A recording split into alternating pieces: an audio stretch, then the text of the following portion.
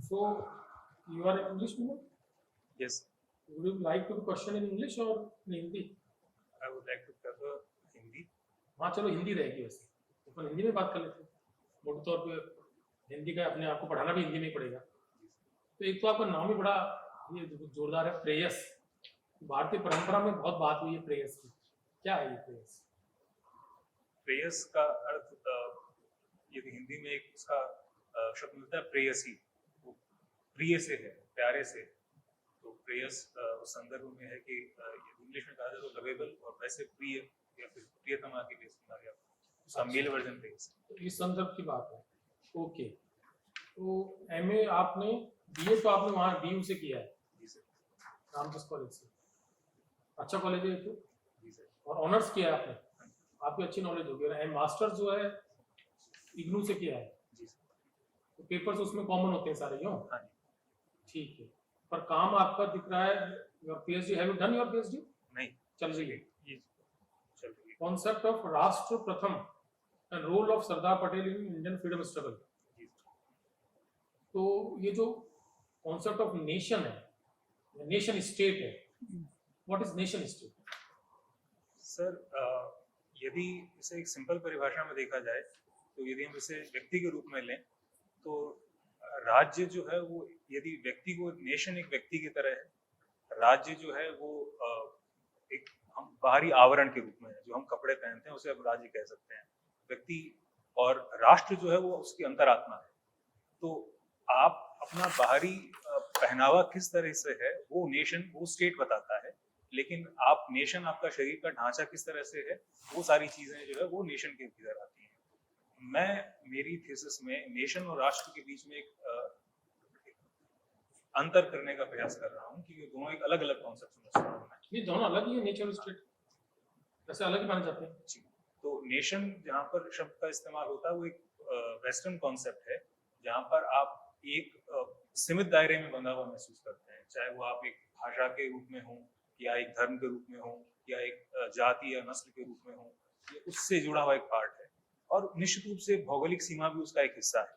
लेकिन यदि हम राष्ट्र की बात करते हैं तो भौगोलिक सीमा के साथ साथ में वो उसे ट्रांसेंड करता है, और आपके लिए आवश्यक नहीं है कि आप उस भौतिक सीमा के भीतर रहते हुए ही आप राष्ट्रीय कहलाएं।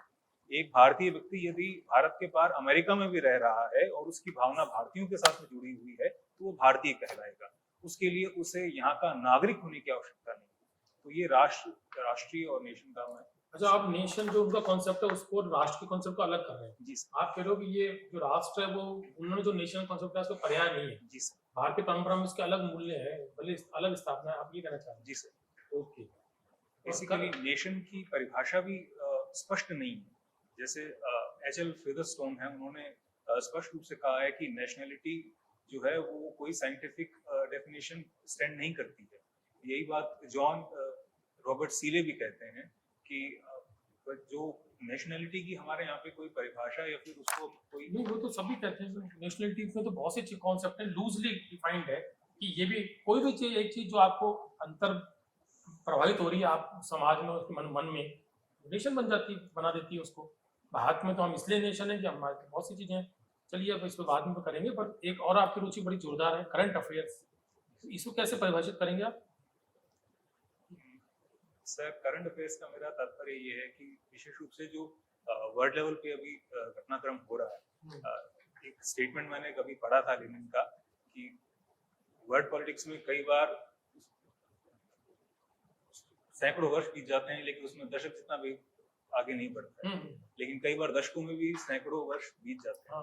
मैं ये समझता हूँ कि वर्तमान दौर में जिस दौर में हम गुजर रहे हैं वो कुछ ऐसे विशेष दशक हैं जिसमें शायद सैकड़ों साल एक साथ गुजरते हुए नजर आ रहे हैं। तो मेरा थोड़ा सा रुचि जो है वो इसमें। कैसे, यानी करंट अफेयर कैसे अपडेट? आपने वर्ल्ड अफेयर्स की बात की, तो वर्ल्ड अफेयर पे अपडेट करने के लिए किन किन साधनों का प्रयोग कर रहे हैं आप? सर, विशेष रूप से तो मैं न्यूज़पेपर्स का इस्तेमाल करता हूँ, लेकिन उसके बाद में बहुत से ऐसे ऑनलाइन प्लेटफॉर्म्स हैं जिनको आप प्रेफर कर सकते हैं। ONSIT है जैसे, ओपन सोर्स इंटरनेशनल, वो एक अच्छा सोर्स है। उसके अलावा भी अन्य ट्विटर पे या फिर आपको कई ऐसे ऑथेंटिक सोर्स भी आपको मिल जाते हैं। ट्विटर पे तो वैसे लड़ाई चलती थी, आपको इंटरनेशनल मीडिया में 2-3 नाम बताएंगे क्या? स्पुतनिक एक रशिया का चैनल है, वो एक बहुत इम्पोर्टेंट चैनल है। भारत में यदि बात की जाए तो जयपुर डायलॉग्स एक बहुत अच्छा प्रेफरेबल चैनल चलता है। तो इस तरह से कई मैं इन चीज़ों को प्रेफर करता इनकी हूँ। भी थोड़ी एक तरफ रहती है, क्योंकि आपको दोनों तरफ का लेना पड़ेगा ना। सर मैं ध्रुव राठी को भी सुन लेता हूँ। नहीं, ध्रुव राठी को मैं नहीं कह रहा। अंतर्राष्ट्रीय मीडिया के 1-2 नाम और बताएं, यानी कि संस्थान जो ठीक-ठाक बैलेंसिंग करने की कोशिश करते हैं। CNN इंटरनेशनल न्यूज़ को कवरेज करते हैं। CNN का एक अच्छा पार्ट चलता है, हालांकि वो भी एक हाँ, वो भी एक विपरीत पक्ष ध्रुव है, की पर तरफ और भी लेकिन उसमें उसको देख, अच्छा उसको मानते हैं आप। ठीक है, स्पुतनिक, CNN और जो जयपुर डायलॉग। सर एक पालकी शर्मा एक बहुत अच्छी भारतीय पत्रकार है, उनका वो भी भी वर्ल्ड अफेयर पे लिखती है। फर्स्ट पोस्ट उनका चैनल है, वो वर्ल्ड अफेयर्स के ऊपर उनका। न्यूज़पेपर्स कोई पढ़ते हो? कौन से? दैनिक भास्कर, राजस्थान पत्रिका, ये दो मेरे इनमें वर्ल्ड अफेयर के तो शायद सिंडिकेट का भी लेते हैं खबरें, यानी कि बाहर से। अंग्रेजी का नहीं पढ़ते कोई? सर जहाँ पे अभी मैं हूँ उस समय अच्छा वहाँ बड़ा नहीं, मुश्किल अच्छा आप आता है। वहाँ काम कर रहे हो डीम्ड यूनिवर्सिटी में। जी सर। ठीक है। लाडनू में जी सर। ये जो ये आपसे कह रहे थे पहले भगवान जी की वो श्रेयस है अपने यहाँ पर मूल्य जो भारतीय परंपरा में मूल्यों को श्रेयस और प्रेयस कहा गया है। तो उसमें जो श्रेयस है वो तो परम मूल्य है और प्रेयस जो है वो अपेक्षाकृत लौकिकता से संबंधित मूल्य है। तो इनके बारे में कभी सुना? हाँ, फिर आप उस लेवल पे नहीं पढ़े हैं अभी तो अभी है। तो दरअसल आपने पुरुषार्थ का नाम सुना? पुरुषार्थ जी सर। क्या है पुरुषार्थ? धर्म, अर्थ, काम और मोक्ष, ये 4 पुरुषार्थ हमारे भारतीय संस्कृति में बताए गए हैं। और यदि इतिहास विषय का यदि देखा जाए तो विष्णु आप्टे की जो डिक्शनरी है उसमें इतिहास की परिभाषा भी इन पुरुषार्थों से होकर ही गुजरती है। और भारत में इन पुरुषार्थों को व्यक्ति के जीवन के लिए या फिर जीवन के मार्गदर्शन के लिए महत्वपूर्ण आयाम माने गए। तो धर्म जहाँ पर व्यक्ति को एक अपना सटीक जीवन और जीवन को एक निश्चित दिशा में जीने के लिए एक धर्म का अर्थ यहाँ पर रिलीजन से नहीं होकर जो धारण किया जा सके उसे धर्म की परिभाषा कहा जाता है। तो उससे लेकिन धर्म रिलीजन भी तो है नहीं, सही कह रहे हो, लेकिन धर्म को जो जिसको रिलीजन कहते हैं उसको धारण नहीं कर सकते। वहां पर सर बाहरी आडंबर मैं समझता हूँ कि ज्यादा हावी हो जाते हैं।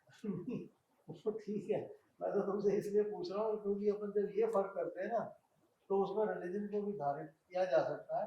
तो इसलिए इससे बचते हुए तुम संप्रदाय कहो है ना, तो वो इसमें फिर क्या है कि वो तब धर्म में जो है वो जो धारण करने वाली बात है वो हो जाएगी। इसको कर्तव्य से जोड़ो, इसको कहो कि कर्तव्य है।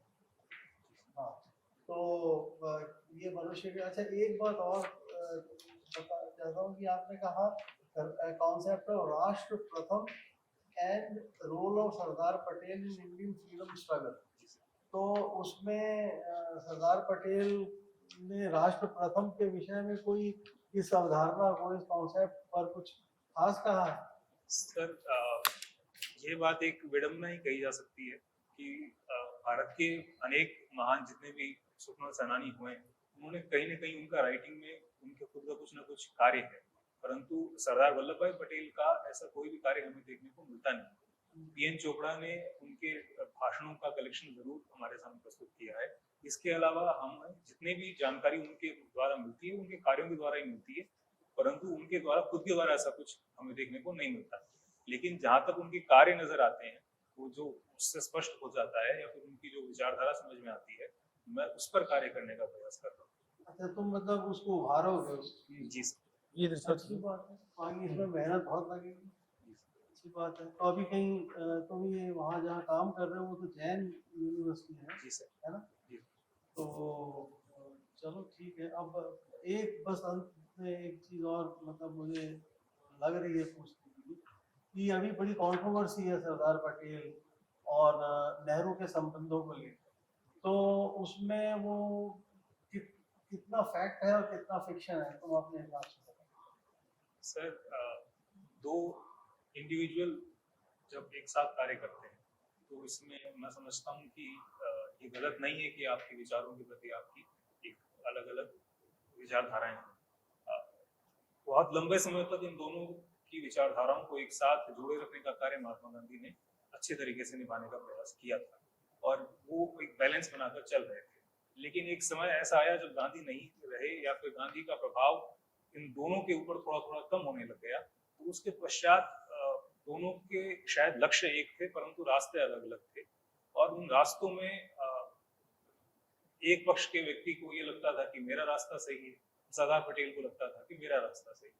तो निश्चित रूप से दोनों के बीच में कड़वाहट थी, लेकिन वो कड़वाहट पर्सनल लेवल पर कम और अपने मार्ग से इस देश का विकास करने के लिए उस आतुरता में ज्यादा।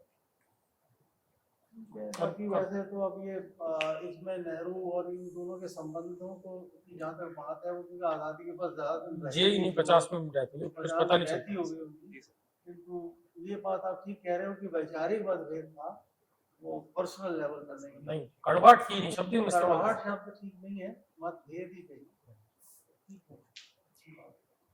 कड़वाहट का शब्द मैंने इसलिए इस्तेमाल किया क्योंकि कुछ ऐसे इंसिडेंट सामने आते हैं जहाँ पर ये नजर आ जाता है कि कहीं ना कहीं वो चीज उस सीमा तक एस्केलेट कर गई।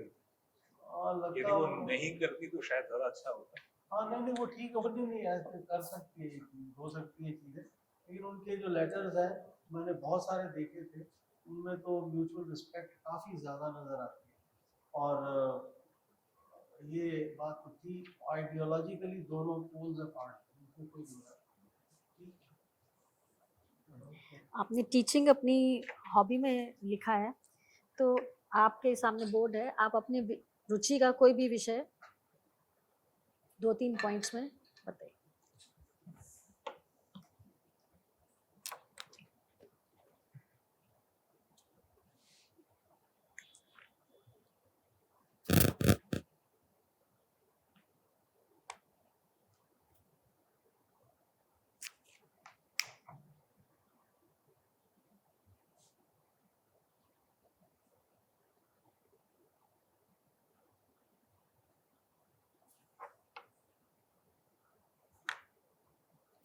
मैम मेरा विषय जो है वो रेवेन्यू सेटलमेंट्स पे रहेगा, जो कि ब्रिटिशर्स के द्वारा भारत के ऊपर जो है वो लागू किए गए। इसके लिए हमें इसे 2 से 3 भागों में देखने की आवश्यकता रहती है। सबसे पहला विषय तो यही है कि जो कंपनी 1600 में भारत आई, उसे 1750 या 1750 के दशक में ऐसा क्या करने की आवश्यकता पड़ी जिसे देखकर ये लगा कि अब हमें इस भारत को हमें अपने कब्जे में लेने की आवश्यकता है या हमें यहाँ पर युद्ध लड़कर जीतने की आवश्यकता है। हालांकि 1700 से ही ये माइंडसेट शुरू हो गया था, लेकिन 1750 के बाद तक ये माइंडसेट पुख्ता हो गया और जिसे 1757 में प्लासी और फिर 1764 में बक्सर के युद्ध में हमें देखने को मिलता है। तो सबसे पहला कारण तो ये था कि भारत का जो व्यापार तंत्र है, जो भारत का व्यापार तंत्र था, वो ब्रिटिशर्स के लिए, ईस्ट इंडिया कंपनी के लिए तो शायद फायदेमंद था, लेकिन ब्रिटेन के एज ए नेशन के लिए, उनके लिए वो एक नुकसान का सौदा था, क्योंकि भारत से बहुत बहुत अच्छी वस्तुएं जिसमें चाय भी शामिल थी, बहुत से मसाले भी शामिल थे, वो भारत से इंग्लैंड जाते थे और उसके बदले सोने और चांदी की बुलियन जिसे अपन कहते हैं वो भारत आता था और वो बेसिकली यही समा रुक जाता था और उसके आगे इससे इंग्लैंड को as a nation, as a country बहुत ज्यादा नुकसान होता था। तो जब 1700 के आसपास तो भारत के सूती कपड़े के ऊपर तो इंग्लैंड ने एक तरीके से बैन भी लगा दिया था कि हमारे यहाँ पे उनको रंगाई वाला कपड़ा और सूती कपड़ा बेचने का परमिशन नहीं देंगे ईस्ट इंडिया कंपनी को। धीरे धीरे जब 1757 के आसपास ये पार्ट आया कि जब प्लासी की लड़ाई 1757 में हमें देखने को मिलती है और उसके बाद में 1764 में हमें बक्सर का युद्ध देखने को मिलता है, तो इसके बाद में ब्रिटेन की जो सबसे बड़ी समस्या सॉल्व हुई वो ये हुई कि उनके वहां से अब सोना या चांदी जो है वो भारत नहीं आने वाला था। तो अब फायदा इसका ये हुआ कि इन्हें भारत का राजस्व जो है वो स्वीकार, उसका इस्तेमाल करने का हिस्सा जो है अंग्रेजों को मिल गया।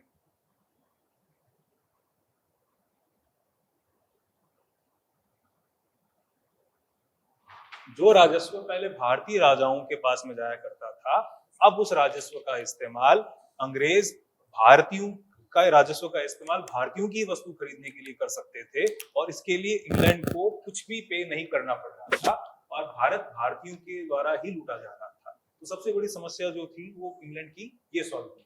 लेकिन अब मसला सामने ये आता था कि इसे किस तरीके से हम कलेक्ट कर सकते हैं। तो कलेक्ट करने के, क्योंकि भारत एक बहुत ही विविधता भरा देश है, वहां पर अलग अलग स्थानों पर अलग अलग तरह के सामाजिक संबंध पाए जाते हैं, तो उन संबंधों को देखते हुए हमें ये देखना पड़ा, इन अंग्रेजों को अलग अलग तरीके से उसके पीछे जाना पड़ा। तो सबसे पहले जो जमींदारी सेटलमेंट की हम बात करते हैं,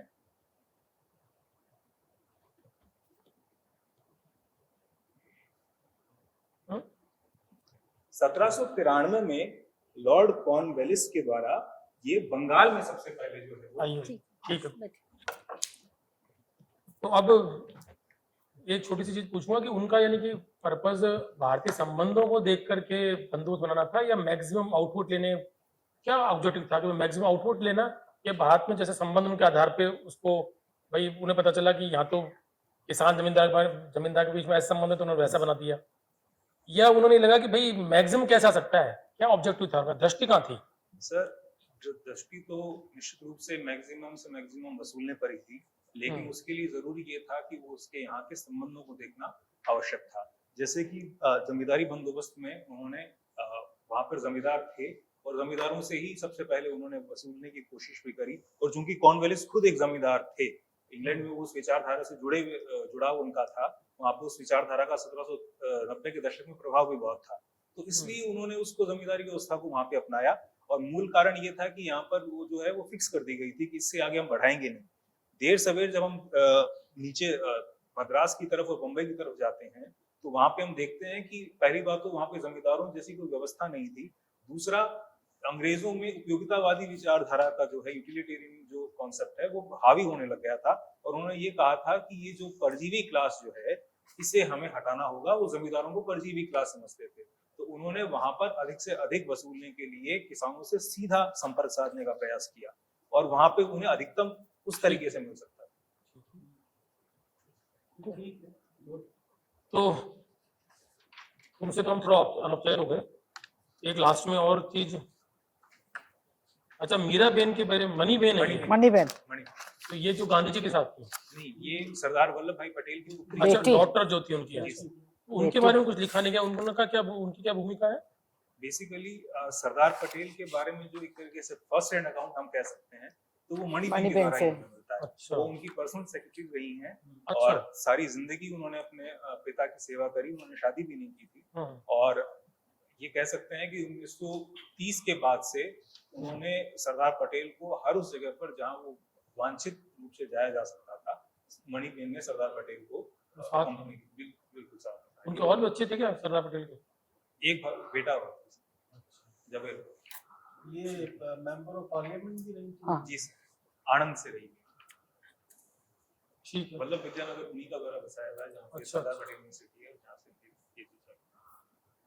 ठीक है, ओके, थैंक यू।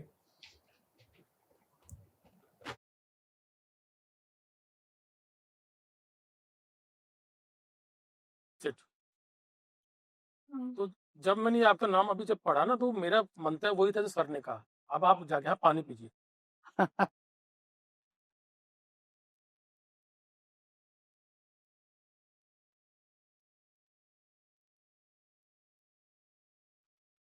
वो तो सब अच्छा रहा। सबसे पहली बात तो इसी पे करेंगे कि जो आप प्रेयस को आप एक बार देख के जाइए, क्योंकि इतिहास के विद्यार्थी हो, परंपरा बोध भी है, प्रेयस का आप अर्थ नहीं बता पाए। श्रेयस और प्रेयस अभी जाते समय जब भी जैसे भी आप ट्रैवल करो, ये दो शब्द गूगल पे डाल लेना, श्रेयस और प्रेयस, ये दोनों युग्म शब्द हैं भारत में। श्रेयस और प्रेयस, जैसे लाभ हानि, राम सीता, उसी तरीके से दो शब्द बहुत इस्तेमाल होते हैं, परंपरा में हम सुनते हैं, हमारे कान पड़ा होगा, ये श्रेयस है। तो ये दो जो शब्द है उनकी व्याख्या फिर बाद में अपन कर भी लेंगे कि क्या श्रेयस है और क्या प्रेयस है। तो भारतीय परंपरा में प्रेयस के अर्थ कुछ और है, हो सकता है वो आपसे पूछ ले, और वो क्योंकि जो श्रेयस को जानता है वो प्रेयस को जरूर जानता होगा, तो उस संदर्भ में शब्द की व्याख्या जरूर रखिए, क्योंकि you are carrying this word with you for such a long time. तुमसे तो हम अनौपचारिक हो गए थे, वैसे हम इतने अनौपचारिक इंटरव्यू नहीं लिया किसी का भी, थोड़े से ब्लैक बोर्ड का, तो इसका बोर्ड का अपना अच्छा इस्तेमाल किया, कॉन्फिडेंस है, बहुत अच्छा है वो, और बात भी अपनी यानी कि कन्विंसिंगली आप एक एकेडमिशियन लग रहे हैं, यहाँ पे आप पढ़ा लेंगे, आप शोध कर रहे हैं, और शोध में जो बात होती है, शोध में यही होता है कि आप नई चीज़ खोज के ला रहे हैं, क्योंकि आप नेशन और राष्ट्र में अंतर कर रहे हैं। उसमें क्लियरिटी रखना, आपको नेशन का कंसेप्ट पता होना चाहिए। यूरोप में जो विकसित हुआ कि भाई उन्होंने भी यही कहा था, कोई भी एक चीज़ हो सकती है। नेशन की उन्होंने भी कोई परिभाषा नहीं दी है, साइंटिफिक तो कुछ होता ही नहीं सोशल साइंसेज में। उन्होंने कहा भाई कोई भी चीज़ जो आपको इन्फ्लुएंस कर रही है एक लार्जर सोसाइटी को, एक रूपता दे रही है। हमारे यहाँ तो फिर पीछे पड़ जाएंगे लोग बाग। बात तो राष्ट्र नहीं है जी, तमिल उधर पीछे पड़ रहे हैं, हिंदी नहीं आने देंगे, फिर भी हम राष्ट्र है ना, क्योंकि रामायण तो हम तमिलनाडु वाले पढ़ते हैं और हमारे कश्मीर वाले भी पढ़ते हैं। कुछ तो अंतर प्रभावित होता है, तो हम क्यों नहीं राष्ट्र हैं? हाँ, सांस्कृतिक एकरूपता तो बहुत गजब की है, इतनी तगड़ी है कि इंडोनेशिया तक है। तो राष्ट्र के लिए तो खास बात तो यही है कि उसका कोई, it is loosely defined word है, ये तो वो भी सभी मानते हैं। कोई भी चीज जो हमको एकजुट कर दे, इसलिए हम राष्ट्र हैं। और राष्ट्र तो आजादी से पहले भी थे। हाँ, नेशन स्टेट कॉन्सेप्ट कुछ नए हैं, 400-500 साल पुराने, कि लोग ये सोचने लगे कि जो राष्ट्र है वो राज्य भी बन जाए। राज्य एक पॉलिटिकल साइंस का क्लियर डिफाइंड वर्ड है, उसके आप बाहर नहीं जा सकते।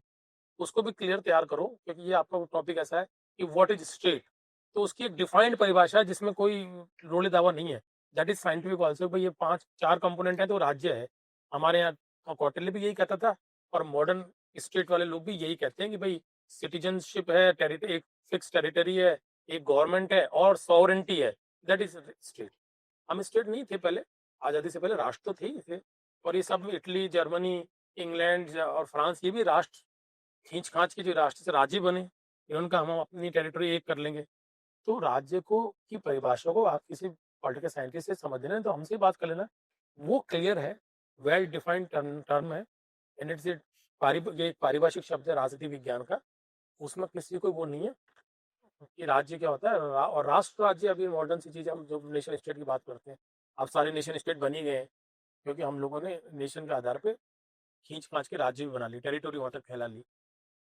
तो ये जो बात कह रहे हैं उसको संक्षेप में ये कह सकते हैं कि सिविलाइजेशनल नेशन है हमारा, और ये सिविलाइजेशनल यूनिटी है ये। और यूरोप जो है, वहाँ जो नेशन स्टेट्स हैं वो भी एक सिविलाइजेशन का पार्ट ही है, but they are independent nation states. हम सिविलाइजेशनल नेशनल स्टेट। तो ये थोड़ा सा तो चलती है। प्रेयस और श्रेयस में जो 3 पहले पुरुषार्थ हैं वो प्रेय हैं, और वो श्रेय है मोक्ष। मोक्ष श्रेयस इसीलिए कहते हैं उसको, वो परम पुरुषार्थ है ना। पुरुषार्थ का पुरुष के योग्य अर्थ, पुरुष के योग्य अर्थ का मतलब पुरुष के योग्य अनुसरणीय मूल्य, ये उसका अर्थ होता है। बाकी तुम देखोगे तो और मिल जाएगा तुम्हें ना, ये 3 प्रेयस हैं, उससे फिर उस फ्रेस की तरफ जाते हैं। तो वाकई तुम्हारा वो पढ़ाने का और वो सब अच्छा है, तुमने इसको बहुत इस कॉन्सेप्ट की जो बात की, और जो तुम रिसर्च को फिर डिफेंड कर लोगे, इस पे रहना, ये तुम डिफेंड कर सकते हो, तुम्हारे पास ये जोरदार है नहीं कि ये तुम, कि मैं राष्ट्र को मैं अलग ले रहा हूँ नेशन से, मैं अपना मॉल यहाँ का मूल वो मान रहा हूँ। वो चीज़ ऐसी है जैसा रिसर्च यही होती है, स्पिरिट यही होती है रिसर्च की, भाई मेरे पास कुछ अपनी बात कहने के लिए है, जिसे क्या बोलते हैं वो hypothesis, you have your own hypothesis, that's good for you. इसके बारे में हम बात नहीं कर पाए क्योंकि बहुत दबाव है समय का, नहीं तो इस पे बात करनी थी, आप जहाँ काम कर रहे हैं कभी और, है ना। तो और आपकी चूरू के बारे में बात नहीं हुई हमने सबसे की, आप आपके साथ अनौपचारिक हो गए थे, वो उसके बारे में आपको काफ़ी आना चाहिए। मॉडर्न टाइम में चूरू का जो वो एंटरप्रेन्योरशिप में जो रोल है उस क्षेत्र का, उसके बारे में पता होना चाहिए आपको। और बीकानेर राज्य में उसकी भूमिका जो है, किसान आंदोलन में भी कुछ भूमिका है, वो सब होनी चाहिए। दोबारा मौका मिलेगा तो करेंगे, और बाकी आपका फार बेटर इंटरव्यू तो, ठीक है ना। Thank you. Thank you.